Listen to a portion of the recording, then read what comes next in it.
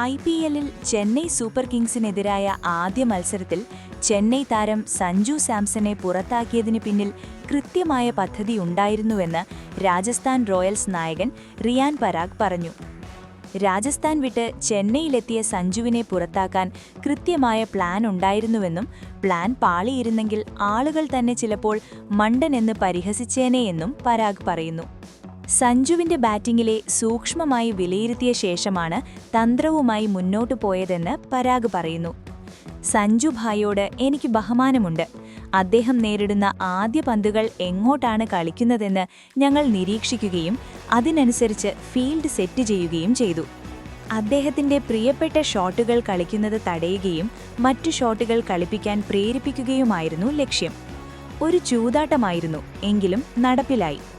സഞ്ജുവിന് ഏറെ പ്രിയപ്പെട്ട പുൾ ഷോട്ടുകൾ കളിക്കാൻ അവസരം നൽകാതെ പന്തെറിയാനാണ് ബൗളർമാർക്ക് നിർദ്ദേശം നൽകിയത്. സഞ്ജു പുറത്തായ ഷോട്ട് അദ്ദേഹം അങ്ങനെ കളിക്കണമെന്നാണ് ഞങ്ങൾ ആഗ്രഹിച്ചത്. അദ്ദേഹത്തിന് മറ്റു ബോളുകളിൽ പുൾ ചെയ്യാൻ അനുവദിച്ചില്ല. ബാറ്ററെ അസ്വസ്ഥനാക്കുന്ന രീതിയിൽ പന്തെറിയാനാണ് ശ്രമിച്ചത്. ആ തന്ത്രം ഫലിച്ചു. അത് പാളിയിരുന്നെങ്കിൽ ഞാനിപ്പോൾ ഇവിടെ മണ്ടനെ പോലെ ഇരിക്കേണ്ടി വരുമായിരുന്നു, റിയാൻ പരാഗ് മത്സരശേഷം മാധ്യമങ്ങളോട് പറഞ്ഞു.